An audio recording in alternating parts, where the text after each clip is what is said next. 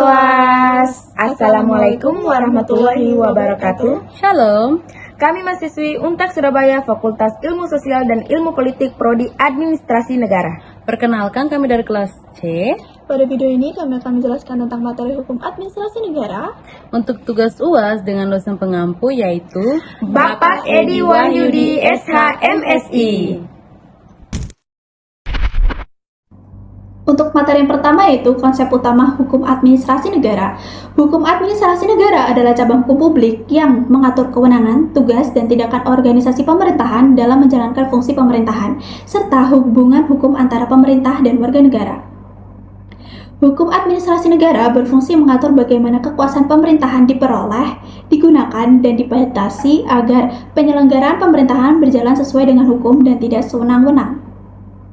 Ciri-ciri hukum administrasi negara yaitu yang pertama, mengatur tindakan administrasi negara, yang kedua, menekankan pada proses penyelenggaraan pemerintahan, dan yang ketiga yaitu berkaitan dengan kewenangan pemerintahan dan pembatasannya.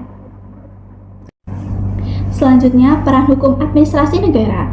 Yang pertama, mengatur kewenangan dengan membatasi dan mendefinisikan kewenangan lembaga pemerintahan. Yang kedua, menjamin transparansi, prosedur administratif yang terbuka dan dapat diaudit. Dan yang ketiga itu memberikan perlindungan hukum kepada masyarakat dari tindakan administratif yang sewenang-wenang. Selanjutnya, fungsi administrasi negara. Pertama, sebagai pelaksana undang-undang, melaksanakan undang-undang yang telah ditetapkan oleh badan legislatif. Kedua, pembuat keputusan administratif, memiliki wewenang untuk membuat keputusan yang mengikat secara hukum dalam ruang lingkup wewenang. Dan yang ketiga yaitu pelayanan publik, bertanggung jawab atas penyediaan layanan publik seperti pendidikan, kesehatan, dan infrastruktur. Hubungan hukum administrasi dengan cabang hukum lain. Hukum tata negara mengatur struktur dan organisasi negara. Hukum perdata menyentuh pada aspek yang melibatkan hubungan antara pemerintahan dan individu seperti kontrak atau lisensi. Dan yang terakhir yaitu hukum pidana, terkait dengan tindakan administrasi yang melanggar hukum pidana seperti penyalahgunaan wewenang. Selanjutnya, prinsip-prinsip hukum administrasi negara. Yang pertama, prinsip legalitas. Semua tindakan administrasi negara harus berdasarkan dengan hukum yang berlaku. Kedua, prinsip prosedural. Administrasi negara harus mengikuti prosedur yang jelas dan sesuai dengan aturan dalam setiap keputusannya. Ketiga, prinsip diskresi. Penjabat administrasi negara memiliki wewenang untuk mengambil keputusan sesuai dengan keadaan tertentu, namun tetap sesuai dalam koridor hukum. Keempat, prinsip akuntabilitas. Semua tindakan administrasi harus dapat dipertanggungjawabkan.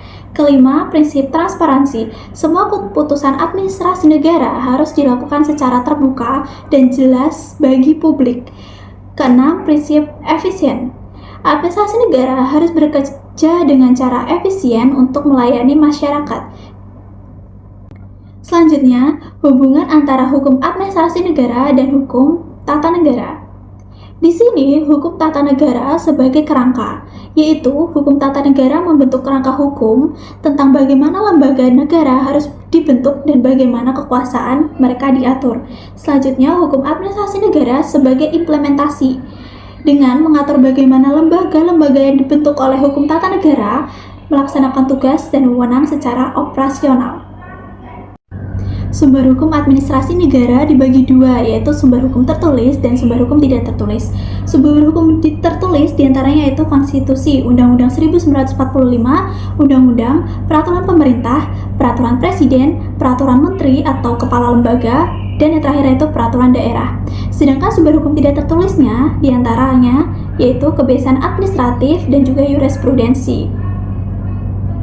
Tantangan dalam pelaksanaan fungsi administrasi negara yang pertama yaitu birokrasi yang lambat, kurangnya efisiensi dalam pelaksanaan kebijakan dan hukum. Kedua, penyalahgunaan wewenang, risiko adanya pejabat yang menyalahgunakan kekuasaan. Dan yang ketiga yaitu keterbatasannya sumber daya. Administrasi negara seringkali menghadapi keterbatasan anggaran dan tenaga kerja. Poin kedua yaitu pengawasan administrasi negara dan peran lembaga pengawasan. Pengawasan administrasi negara adalah proses pengendalian dan pemantauan terhadap aktivitas administrasi yang dilakukan oleh pemerintah, bertujuan untuk memastikan bahwa administrasi berjalan sesuai dengan hukum, transparan, dan akuntabel. Fungsinya ialah mengidentifikasi penyimpangan, menjaga integritas administrasi, dan meningkatkan efisien. Selanjutnya yaitu jenis pengawasan dalam administrasi negara dibagi dua, yaitu pengawasan internal dan pengawasan eksternal. Pengawasan internal dilakukan oleh lembaga atau pejabat pemerintahan di dalam struktur administrasi negara itu sendiri. Contohnya Inspektorat Jenderal di Kementerian, Biro Pengawasan Internal di lembaga pemerintahan. Pengawasan eksternal dilakukan oleh lembaga independen atau dari pihak luar untuk memastikan kejujuran dan integritas proses administrasi. Contohnya yaitu BPK, Ombudsman, dan KPK. Selanjutnya, peran lembaga pengawas internal. Inspektorat Jenderal tugasnya melakukan pengawasan terhadap pelaksana kebijakan pemerintahan. Fokusnya menjaga kepatuhan lembaga aturan internal, mencegah mendeteksi korupsi dan penyimpangan anggaran. Kedua yaitu Satuan Pengawas Internal atau SPI, tugasnya mengawasi kegiatan internal di lembaga-lembaga pemerintahan dan fokus pengelolaan keuangan dan kinerja operasional lembaga. C. Peran lembaga pengawas eksternal. 1. Badan Pemeriksaan Keuangan atau BPK. Tugas melakukan audit atas pengelolaan keuangan negara. Laporan hasil pemeriksaan menjadi acuan untuk perbaikan dan penegakan hukum. 2. Komisi Pemberantasan Korupsi atau KPK. Tugas mengawasi, mencegah, dan menindaklanjuti kasus-kasus korupsi dalam administrasi negara. Fokus penindakan terhadap pejabat publik yang melakukan tindak pidana korupsi. 3. Ombudsman Republik Indonesia. Tugas menerima dan menindaklanjuti laporan masyarakat terkait maladministrasi. Fokus mencegah penyalahgunaan wewenang dan ketidakadilan dalam pelayanan publik. Tantangan dalam pengawasan administrasi negara, korupsi dan kolusi, kesulitan dalam mendeteksi dan memberantas korupsi yang melibatkan pejabat tinggi, kurangnya transparansi, sistem administrasi yang tertutup dan kurangnya akses publik terhadap informasi, pengawasan yang lemah, keterbatasan sumber daya pengawas baik dari segi jumlah maupun kualitas SDM. Poin ketiga, studi kasus dan aplikasinya di Indonesia dan penyelesaian sengketa administrasi negara. A. Studi kasus dan aplikasinya. Kasus pabrik semen Kendeng merupakan sengketa administrasi negara terkait izin lingkungan yang dikeluarkan pemerintahan daerah. Sengketa ini diselesaikan melalui PT UN hingga Mahkamah Agung yang membatalkan izin karena melanggar AUPB. Dampaknya terjadi penguatan perlindungan hukum masyarakat, peningkatan akuntabilitas pemerintahan, dan perkembangan progresif hukum administrasi negara di Indonesia. B. Sengketa administrasi negara. Definisi sengketa administrasi negara adalah perselisihan antara warga negara atau badan hukum dengan pemerintahan terkait dengan tindakan administratif. Contoh, sengketa bisa terkait keputusan atau tindakan pejabat publik seperti pencabutan izin usaha dan denda administrasi. C. Jenis sengketa administrasi negara. Sengketa tata usaha negara atau STUN. Sengketa yang muncul dari keputusan atau tindakan pejabat administrasi negara yang bersifat konkret, visual, dan final. Terus penyelesaian sengketa administrasi negara. Penyelesaian melalui jalur administrasi. Pengaduan internal warga negara dapat mengajukan keberatan atau banding ke instansi yang bersangkutan untuk menyelesaikan sengketa secara administratif. Tingkat banding pengadilan administrasi bisa menjadi langkah selanjutnya jika upaya penyelesaian di tingkat internal tidak memuaskan. Penyelesaian melalui Pengadilan Tata Usaha Negara atau PTUN. PTUN berwenang memeriksa, memutus, dan menyelesaikan sengketa terkait keputusan atau tindakan pejabat negara. Proses pengajuan gugatan oleh pihak yang merasa dirugikan. Pemeriksaan oleh pengadilan putusan hakim. Tahapan penyelesaian sengketa di PTUN. Pengajuan gugatan. Penggugat mengajukan gugatan tertulis ke PTUN atas keputusan atau tindakan pejabat administrasi negara yang dianggap merugikan. Pemeriksaan persidangan, hakim memeriksa bukti, saksi, dan argumen kedua belah pihak. Hakim akan menentukan apakah keputusan administrasi yang dipersoalkan sesuai dengan hukum atau tidak. Putusan pengadilan, putusan bisa berupa pembatalan keputusan pejabat yang disengketakan pemerintah untuk pelaksanaan tindakan tertentu atau penetapan lainnya. Alternatif penyelesaian sengketa atau ADR dalam administrasi negara. Mediasi, penyelesaian sengketa melalui musyawarah dengan bantuan pihak ketiga atau mediator yang netral tanpa harus melalui proses pengadilan. Arbitrase, penyelesaian sengketa yang diserahkan kepada arbitrator untuk memberikan keputusan yang mengikat kedua belah pihak. Negosiasi, proses diskusi antara kedua belah pihak untuk mencapai kesepakatan tanpa campur tangan pihak ketiga. Materi yang keempat, tanggung jawab pemerintah dan pegawai negeri sipil dalam hukum. Pengertian tanggung jawab pemerintah. Kewajiban pemerintah untuk melaksanakan tugas administratif yang diatur oleh hukum. Tanggung jawab pegawai negeri sipil atau PNS. Kewajiban PNS untuk menjalankan tugas sesuai hukum, etika, dan norma yang berlaku. A. Dasar tanggung jawab pemerintah dan ASN. UU nomor 5 tahun 2014 tentang aparatur sipil negara atau ASN. Peraturan pemerintah nomor 53 tahun 2010 tentang disiplin PNS. UU nomor 30 tahun 2014 tentang administrasi pemerintahan. B. Jenis tanggung jawab pemerintahan. Tanggung jawab hukum melaksanakan hukum dalam keputusan administratif. Tanggung jawab moral dan etis bertindak sesuai standar moral dan etika. Tanggung jawab finansial pengelolaan keuangan negara yang transparan dan efisien. C. Jenis tanggung jawab ASN.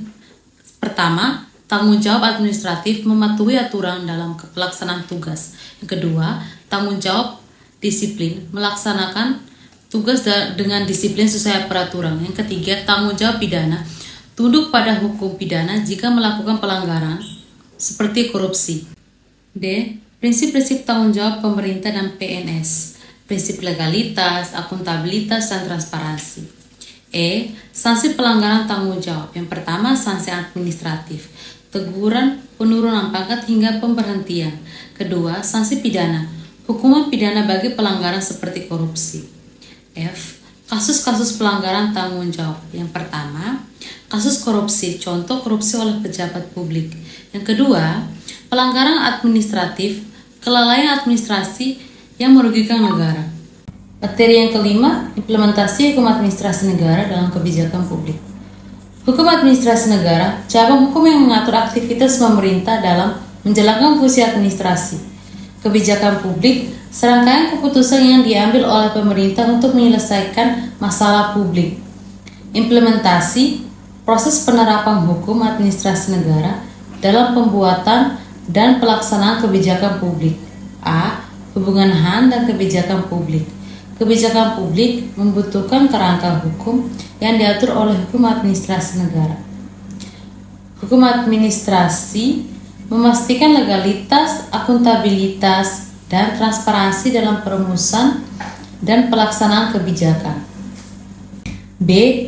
Tahapan implementasi kebijakan publik dalam kerangka hukum. Perumusan kebijakan berdasarkan hukum administrasi dan partisipasi publik pelaksanaan kebijakan dilakukan oleh aparat pemerintah sesuai peraturan, pengawasan, memastikan kebijakan dilaksanakan sesuai aturan hukum. C. Contoh implementasi kebijakan hukum. Yang pertama, kebijakan lingkungan, pengelolaan limbah industri berdasarkan UU Lingkungan Hidup.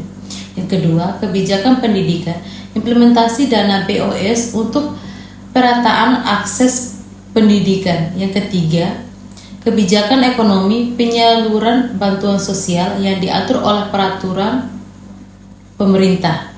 D. Upaya meningkatkan implementasi. Yang pertama, penguatan regulasi dan mendukung kebijakan publik. Kedua, pelatihan bagi aparatur pemerintah. Yang ketiga, peningkatan pengawasan oleh lembaga terkait. Kesimpulannya yaitu yang pertama, wewenang pejabat administrasi yang dibagi menjadi dua. Yang pertama, jenis-jenis wewenang. Wewenang pejabat administrasi terbagi menjadi wewenang legislatif, eksekutif, dan pengawasan masing-masing berperan dalam mengatur, melaksanakan dan mengontrol kebijakan publik. Yang kedua, pembatasan wewenang pejabat.